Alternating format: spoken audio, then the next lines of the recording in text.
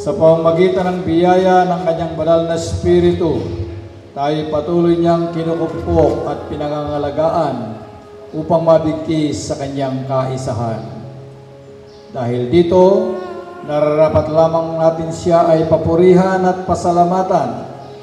Kaya bilang kanyang sambayanan, halina't purihin natin ang Panginoong Diyos at buong kagalakan nating ipagdiwang ang kapistahan ng ating mahal na patrong San Juan Bautista.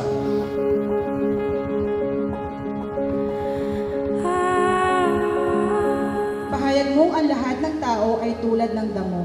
Ang kanyang buhay ay tulad lamang ng bulaklak sa parang.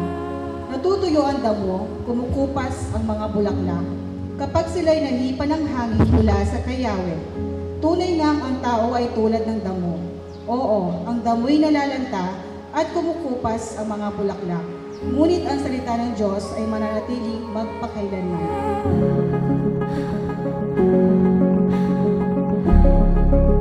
I would like to say na maraming salamat sa lahat ng mga pare, pati sa obispo na nandito, sa mga bawat purok na nakisaya, nakipag-cooperate, and they were visible in this event. Sa bata, matanda, lahat na ng parokya ng San Juan Bautista dito sa Tipas, it's really something to look forward to. I am just hoping that tonight is another event, awarding, and at the same time, ultimate recognition for all the efforts. Salamat at Happy Fiesta, San Juan Bautista, Tipas, Iglesia Filipina, Independiente. Sama-sama po nating pagnilayan ang katapatan sa paglilingkod at kagalakan sa pagtupad sa ating misyon sa liwanag ng kapanganakan ni San Juan Bautista.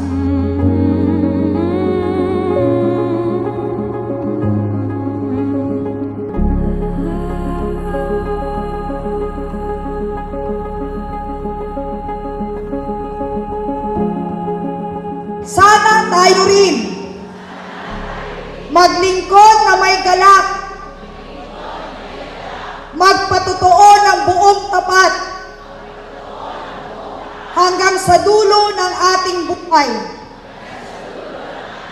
Palakpakan po natin ang Panginoon at buong galak at saya nating ipagdiriwang ang kapistahan ni San Juan Bautista na may kagalakan at pasasalamat.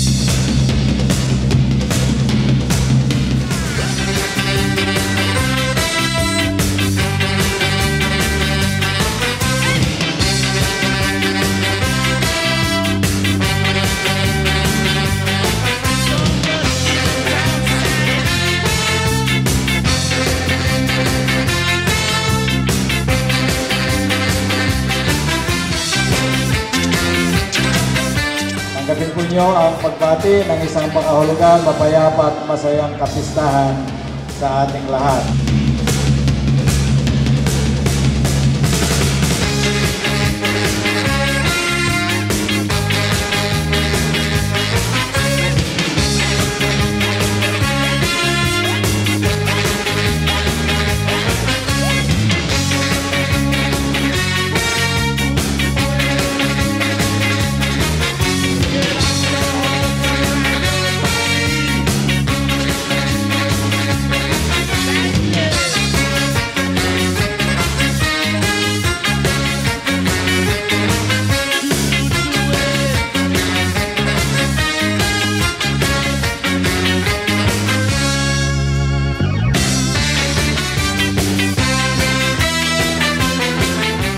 We are halfway finished to the celebration of the feast of our patron, Saint John the Baptist. It's tedious, it's quite tiring, but it's happy to note that many people have been with us from the beginning of the 9th day novena until now.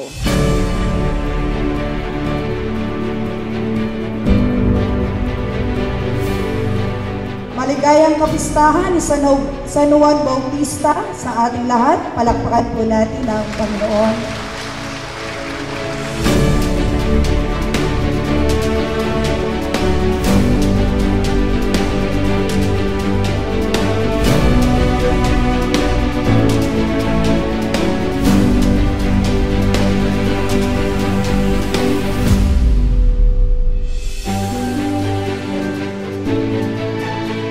Tumayo po tayo ng may kapayapaan, ipagdiwang ang biyaya ng Diyos ang gabay ng ating mahal na patron. At higit sa lahat, ipagdiwang natin ang pagiging mga binyagan nating lahat. Amen!